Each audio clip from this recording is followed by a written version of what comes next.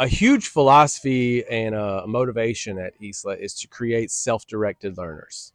This is in line with things like the Montessori method, but also in many other really cool programs that you'll see where students really drive their own learning. We use it a lot, and I wanted to talk about some of the misconceptions and the realities of self-directed learning. Self-directed learning in its essence means that the student doesn't need a teacher to guide most of their learning. It doesn't mean that there's not a teacher. You'll see a lot of schools that label themselves as self-directed say that they don't have teachers, but in reality, they just rename the adults in the room. They call them guides or coaches or something like that, right? And we use the label teacher here at ISLA just because it's most understood in our community, but in reality, we are guides, we are coaches, right? In a self-directed approach, the student would be given the environment, the structures, the expectations, the goals, and the resources, and then they would be able to learn as much as possible on their own. Sometimes they would integrate tech to provide feedback and assessment. Sometimes they would turn something into someone for feedback and assessment, right? We're not a completely self-directed learning space, but we do want our students to get to that. And when we see a student get there, it is very important that our teachers then allow them to continue in that space. And that doesn't mean that they're not teaching. It just means that the more a student shows you that they can do independently, the more you should let them. I give you an example. A lot of times, if you have a new teacher at ISLA, they'll come in and they have learned all about how to do self-directed learning. They've learned out how we use a playlist, how we're trying to encourage kids to work on their own thing, their own project, their own personalized learning.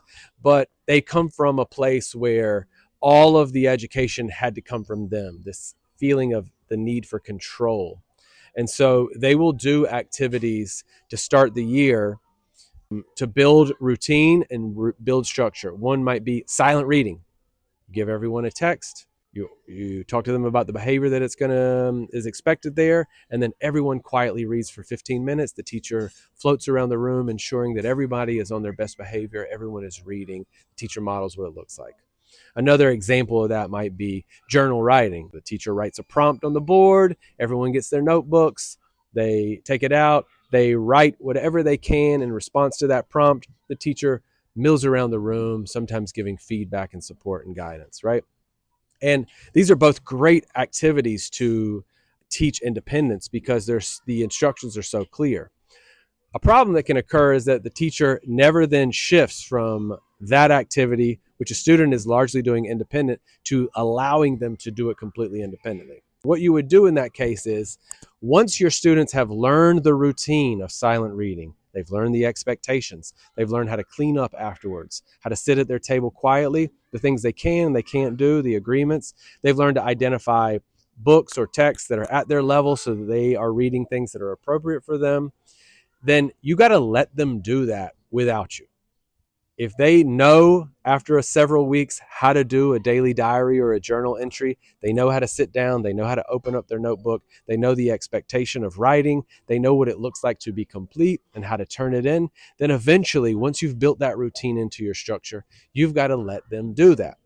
By letting your students do those two things and others like it, by setting routines where they can eventually do more and more and more on their own, the irony of this is that it frees the teacher up to do the very thing that you wanted to do, which is actually teach, right? In order for you to be able to teach individually or in small groups of students who have similar needs, the rest of your class needs to be engaged in activities that A, they can do independently, and B, that don't require your intervention. I guess those are the same things, but they don't require you to answer questions, come around, give feedback. If they do, it's not an independent activity and it's not appropriate for this type of thing.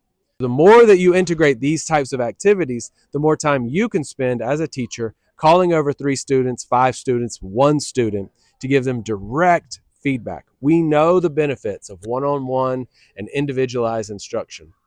Everybody knows the benefits of it. Everybody knows that you learn so much better when someone is teaching you at your level and giving you guidance to improve your actual work. The more that a teacher can do that, the better. But in order for them to do it, we have to create structures in the room that allow our students to guide themselves without one-on-one support.